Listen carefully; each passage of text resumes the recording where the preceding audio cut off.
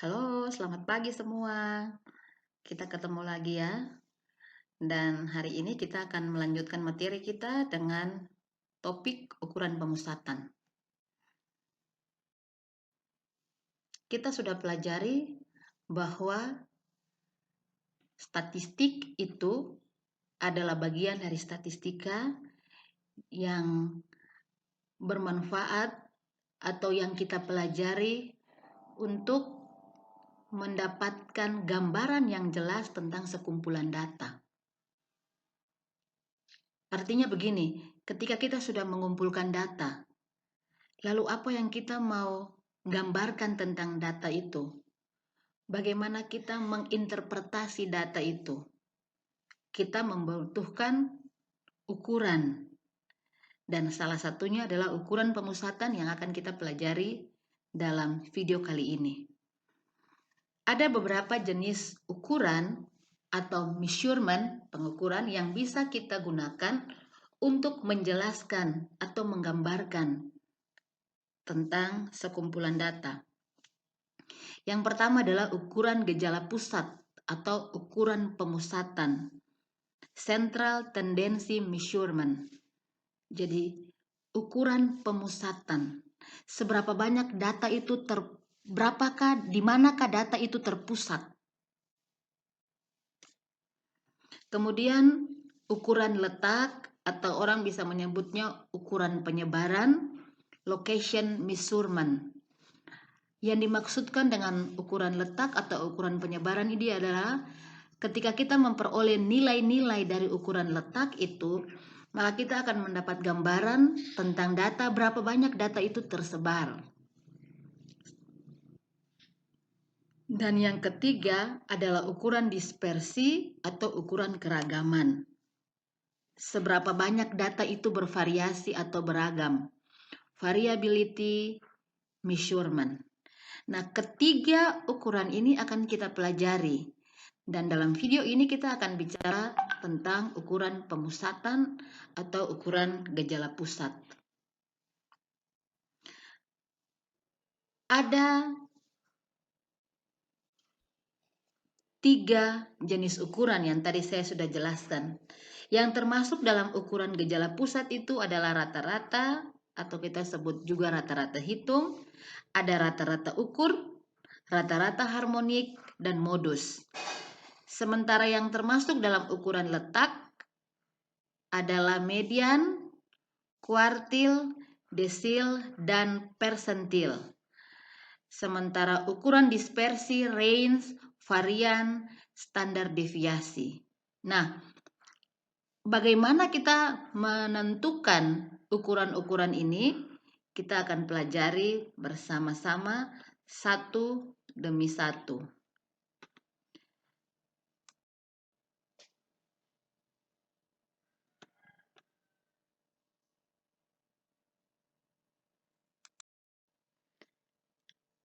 Kita akan pelajari ketiga ukuran ini, bagaimana menentukannya satu persatu. Kita akan lihat rata-rata atau rata-rata hitung. Nah, nanti setiap pengukuran yang akan kita hitung itu akan terbagi menjadi 2, data tunggal dan data berkelompok. Nah, rata-rata atau rata-rata hitung ini pun akan kita tentukan dalam 2 kategori, data tunggal datanya dan datanya dalam bentuk data berkelompok. Yang pertama kita lihat untuk data tunggal. Data tunggal itu artinya data disajikan dalam bentuk seperti ini.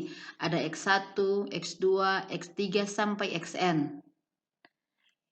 Bagaimana kita menghitung rata-ratanya? Rata-ratanya adalah dilambangkan dengan X garis di atas, namanya X bar. X bar itu sama dengan X1, kita tambahkan dengan X2, tambahkan dengan X3, sampai tambahkan dengan Xn dibagi dengan N. N itu apa? N itu adalah banyaknya data. Atau secara matematis kita menuliskannya, karena ini penjumlahan, maka kita menggunakan notasi sigma. Sigma dari XI untuk I sama dengan 1 sampai N dibagi dengan N. Jadi kalau banyaknya data 5, kita jumlahkan dari data yang pertama sampai data yang kelima, kita jumlahkan lalu kita bagi dengan 5. Contoh, jika ada nilai ujian 5 mahasiswa dengan nilai seperti ini, 70, 69, 45, 80, dan 56. Bagaimana kita menghitung nilai rata-ratanya? Maka kita tinggal mengambil tadi rata-rata adalah jumlah semua. Berarti kita tambahkan 70, tambah 69, tambah 45, tambah 80, tambah 56, lalu dibagi 5. Kalian bisa jumlahkan pakai kalkulator di HP atau apapun, hasilnya adalah 64. Sekarang contoh yang kedua, kalau datanya tunggal tapi terbobot. Apa artinya data tunggal tapi terbobot? Tunggal tapi terbobot itu artinya X1 ada punya frekuensi berapa, X2 punya frekuensi berapa, X3 punya frekuensi berapa. Jadi misalnya datanya adalah 2, 2, 4, 4, 4, 6, 8, 8, 9, 9, 9, 9, 9, 7, 10, 10, dan seterusnya. Nah, itu kalau kita jumlahkan 2 tambah 2 tambah 3 tambah 3 atau tambah 4 itu lama. Lebih baik kita menuliskan bahwa 2 itu frekuensi munculnya ada 2 kali. 3 itu frekuensi munculnya ada 4 kali dan seterusnya. Itu yang disebut terbobot. Datanya tunggal tapi dia terbobot. Nah, bagaimana kita menghitung rata-ratanya? Rata-ratanya didapat dari kita kalikan datanya, nilainya dengan frekuensinya. Lalu kita jumlahkan semua, baru dibagi dengan sigma Fi. Jumlah dari Fi, jumlah dari frekuensi. Atau secara matematis kita menuliskan sigma Fi Xi untuk I sama dengan 1 sampai N dibagi dengan sigma Fi. Oke, sekarang kalau ada 5 mahasiswa mendapat nilai 69. Ingat, 5 mahasiswa dapat nilai 69. 3 orang mendapat nilai 45. Dan 2 orang yang lain masing-masing mendapat nilai 80 dan 56. Berarti frekuensi untuk 70 itu ada 5. Kita anggaplah X1 itu 70. Berarti F1-nya 5. Kemudian ada 6 mahasiswa mendapat nilai 69.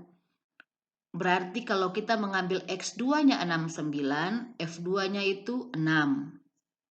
Lalu kemudian ada 3 orang yang mendapat nilai 45.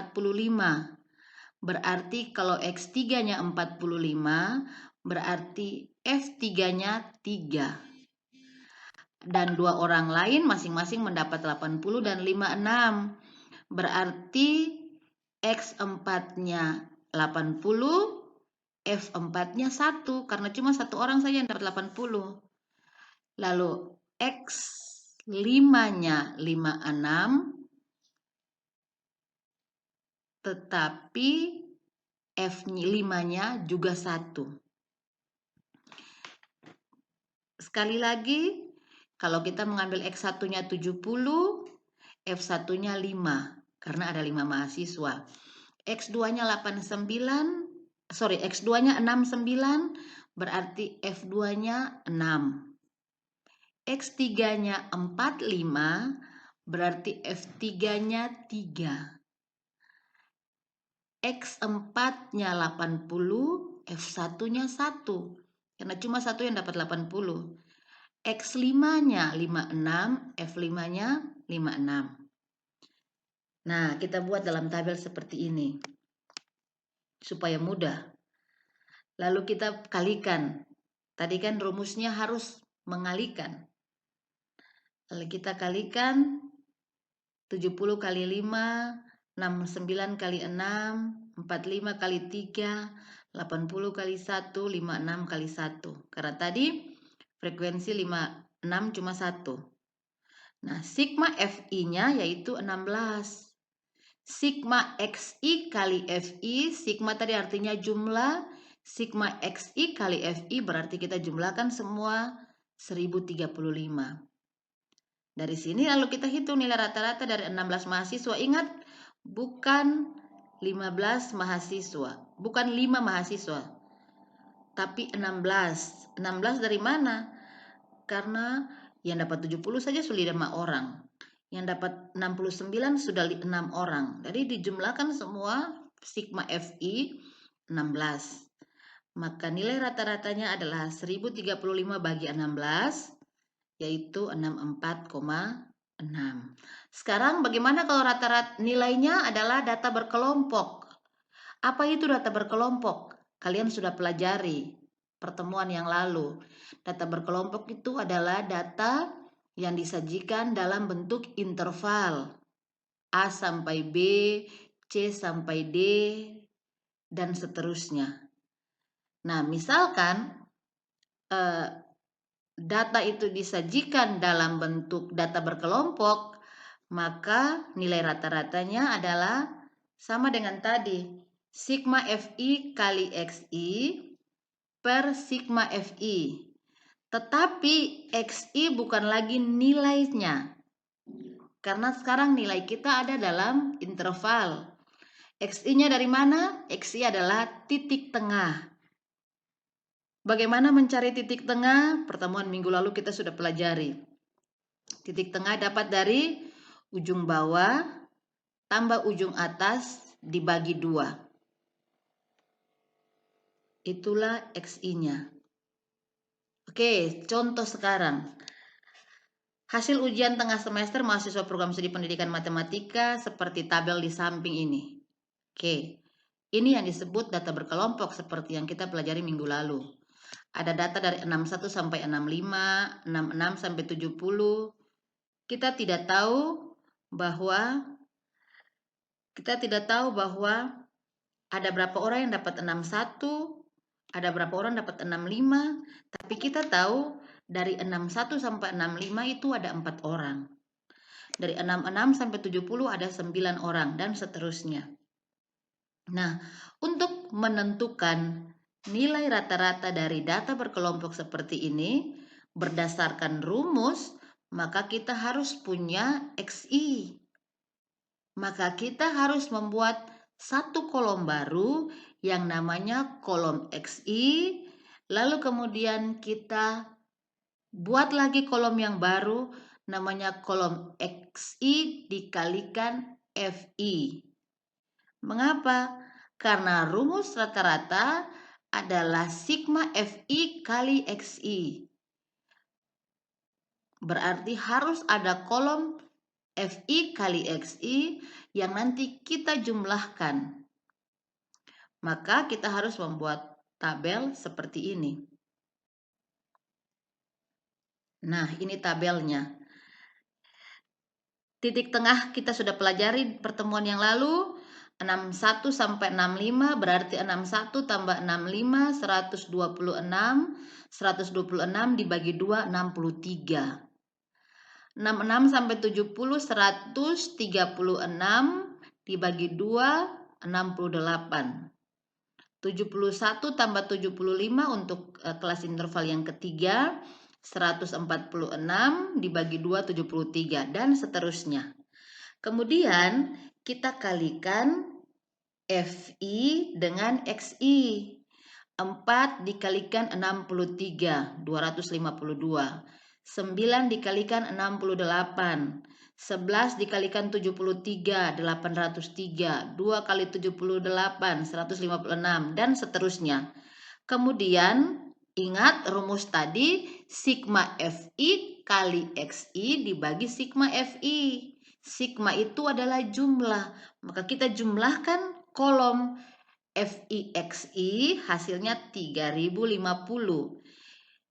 Lalu kolom Fi dijumlahkan 40. Maka kita ketemu nilai rata-ratanya adalah 3050 dibagi 40 sama dengan 76,25. Nah, untuk menghitung rata-rata pada data berkelompok, selain cara dengan menggunakan titik tengah, ada cara yang lain, yaitu menggunakan rataan sementara. Bagaimana caranya? Perhatikan penjelasan Ibu berikut ini. Nah, rata-rata hitung atau mencari nilai rata-rata dengan rataan sementara, maka ingat tetap datanya data berkelompok. Berarti ada sebuah tabel distribusi frekuensi. Misalkan kita punya contoh tabel distribusi frekuensi yang tadi. 61 sampai 65 ada 4, 66 sampai 70 ada 9 dan seterusnya. Kita menggunakan tabel distribusi yang tadi sudah kita pelajari. Bagaimana mencari rata-rata hitung dengan menggunakan rata sementara? Ada langkah-langkah yang harus saudara buat. Yang pertama, tetap kita buat kolom titik tengah. Titik tengahnya tetap ada. Kemudian kita pilih salah satu nilai sebagai rata-rata sementara. Pilihannya bebas. Kalian boleh pilih nilai manapun sebagai nilai rata-rata sementara. Kalau kalian sudah tetapkan itu rata-rata sementara, lingkari dia. Kemudian buat kolom yang baru yang namanya kolom DI. Pada kolom DI, kalian pilih baris yang kalian sudah lingkari sebagai rata-rata sementara itu, lalu nilai DI-nya 0. Jadi nilai DI pada rata-rata sementara yang kalian pilih itu harus 0. Kemudian nilai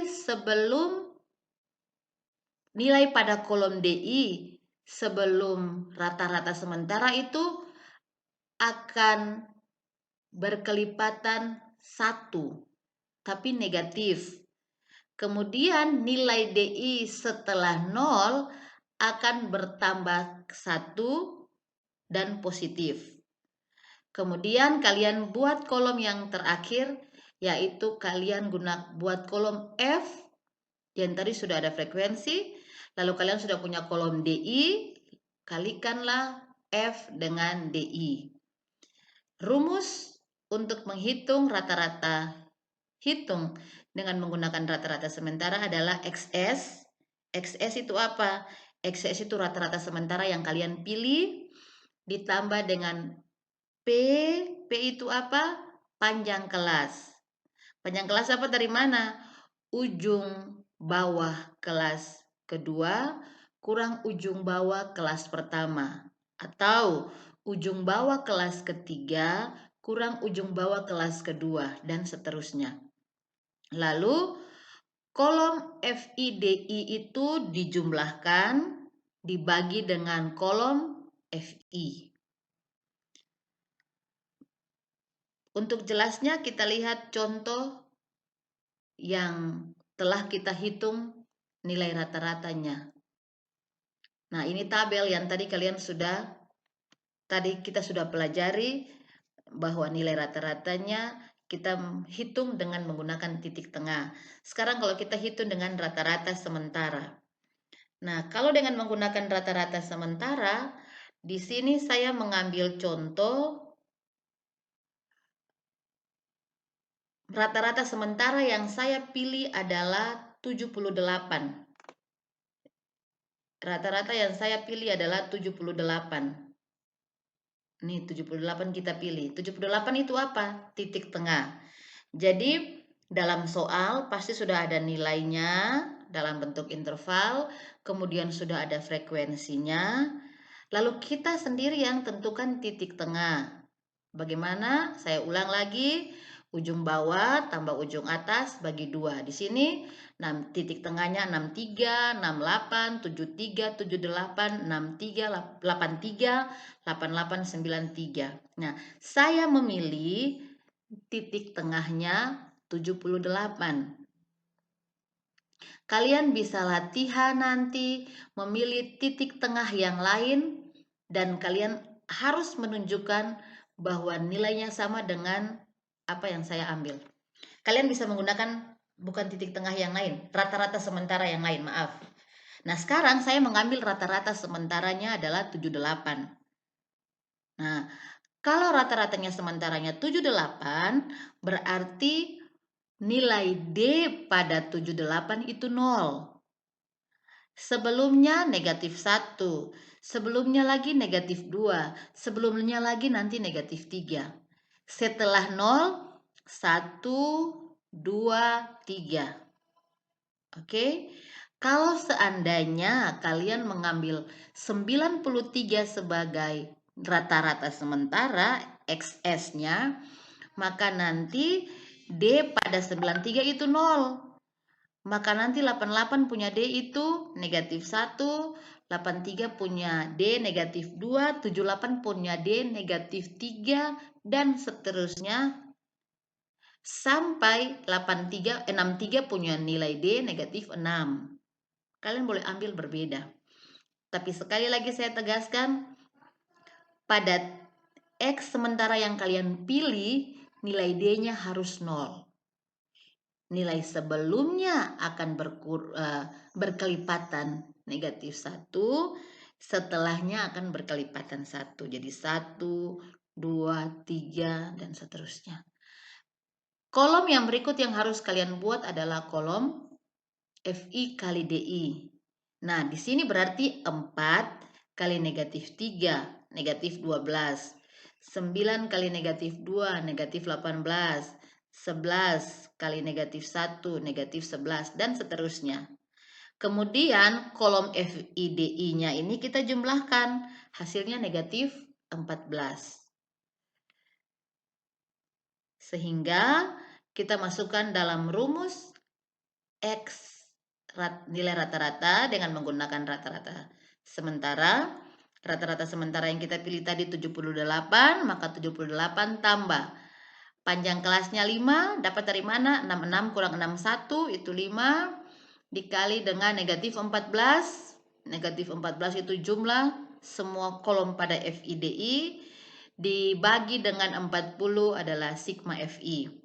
Kita bagi negatif 14 dengan 40, hasilnya negatif 0,35, dikalikan dengan 5, hasilnya negatif 1,75, dijumlahkan dengan 78, hasilnya 76,25. Saya perlu tegaskan, jangan pernah kalian jumlahkan 78 dengan 5, baru dikalikan dengan negatif 14 per 10. Tidak boleh. Kalikan dulu 5 dengan negatif 14 per 40, baru dijumlahkan dengan 78. Oke, itu untuk materi kita yang pertama. Dalam aktivitas 1, kalian akan berlatih menyelesaikan 3 soal. Yang data nomor 1 untuk data tunggal, yang nomor 2 untuk data terbobot, dan nomor 3 adalah data berkelompok. Kalian boleh latihan sekarang, lalu kalau sinyalnya baik boleh dikirimkan dan Ibu akan lihat hasil pekerjaan kalian. Terima kasih, selamat bekerja.